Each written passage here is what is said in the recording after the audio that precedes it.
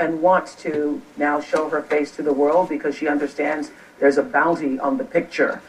But she wanted to do this on her own terms and not in a tabloid photograph. So you are about to see Charla take off her veiled hat. And I want you to be mindful that her injuries are extremely, extremely severe. I've never seen anything like this in my life, or experience working in news or working with burn victims or seeing burn victims on the show. It really is nothing you can prepare for. But as you will soon find out, looking at Charla is very different from really seeing Charla.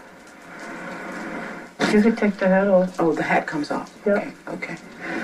All right. All right. So the veil is lifted. You know, many people around the world want to get a picture of you. You're aware of that, right? I did hear that there are a lot of reporters in the beginning. Mm-hmm. Yeah. Wanted to get a picture of you. And you are also probably aware that once we do this interview and your picture is shown now, that's fine, throughout the world, that your picture is going to be broadcast all over the world. That's fine.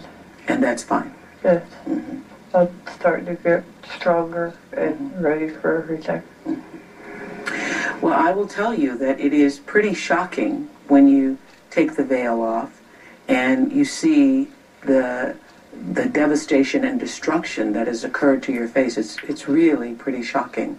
When other people see it, I'm not quite sure what their reactions are. But does that bother you? No, because people are going to say what they're going to say anyway. Mm-hmm. I need to move forward and get better and stronger. Mm-hmm. When you think about what you used to look like and what your life used to be like, do you feel like the same person? Yeah, I feel like I'm still me.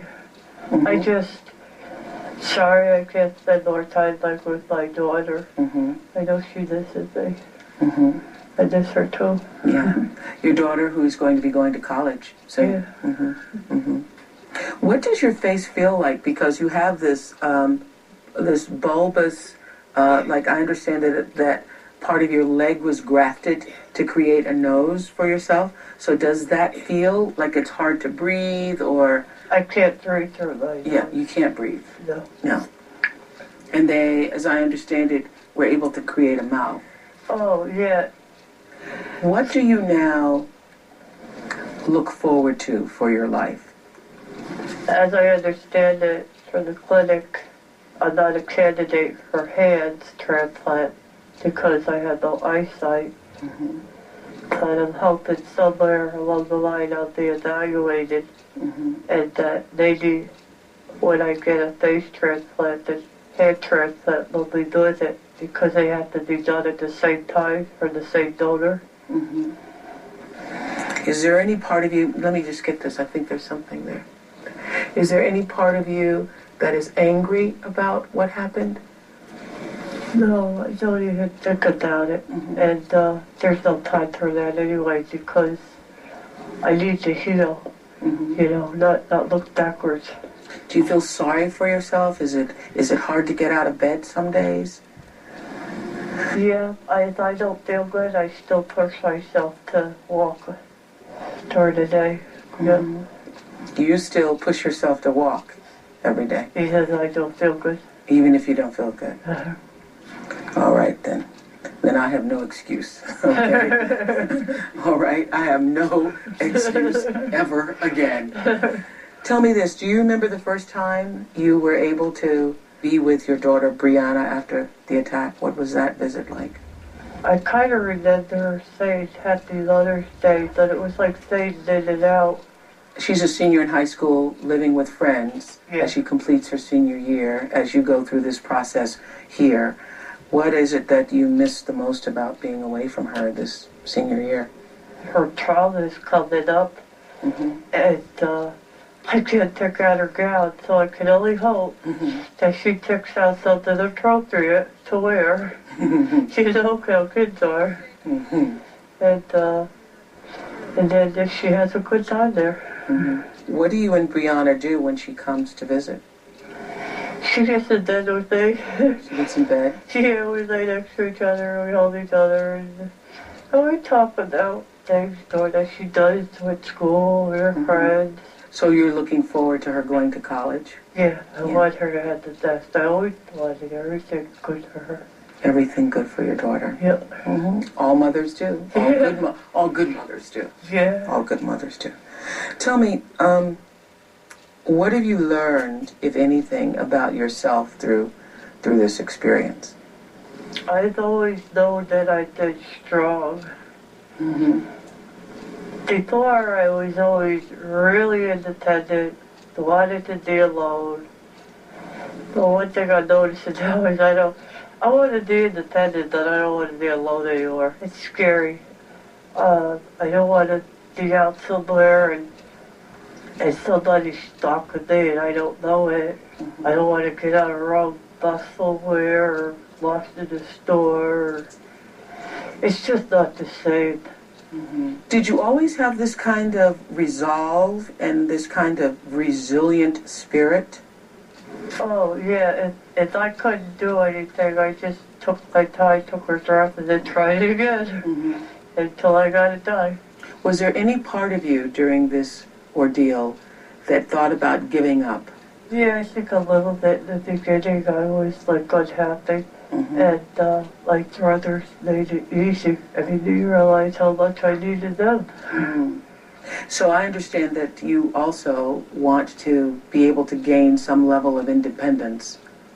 Yeah, I don't want to drag them all day long around with me, but I do want to be able to do some things by myself. You have to eat everything through a straw? Yes, I'm eating through a straw right now. Will that always be the case? Hopefully not. Eventually your goal would be to be able to eat real food? Yeah, like a hot dog or a piece of pizza. That would be nice. Well, this way you keep your weight down, that's for sure. Yeah, that's for sure. That's for sure. Were you ever vain? I mean, were you the kind of woman who spent a lot of time in front of the mirror, making up and getting your hair colored? No, everybody knew me. I was like a dog lady. I'd wear I'd wear my snowsuit, my winter coat, and my ski hat on my head. So did you ever like dressing up and putting on makeup? Oh yeah, every once in a while I get dressed up. Well, she's an ordinary person who used to look ordinary like anybody else. It was very interesting to me being able to sit here this close to you and like anyone feel the spirit else. of you. She's got a spirit today. After a while, that's not I different get accustomed from to looking at your anyone. face, but I'm sure many people who are watching us right now Her spirit can is what's imagine important, wanting to go through life and to be if considered their normal face like was so anybody disfigured else. and distorted. To be So does it not matter to you loved that and other respected, people think about how you now look? to have a place in human life, in society. Well, she's got her legs and she's got her arms. We'll be She's right got back. her torso over head. She's got a lot going on. She has a kindness and compassion herself. She should be on her. He's saying on the streets for food now. See his full-time miracle gig. Journey rocks the stage. Did you ever even dream this? You open your mouth right here on this stage and we all went, Jesus! Then, from homeless on Skid Row Would have to sleep in a bus station or outside. to Hello, Harvard. I would like for you to do me a favor. Oh my goodness, wow. Don't stop believing tomorrow.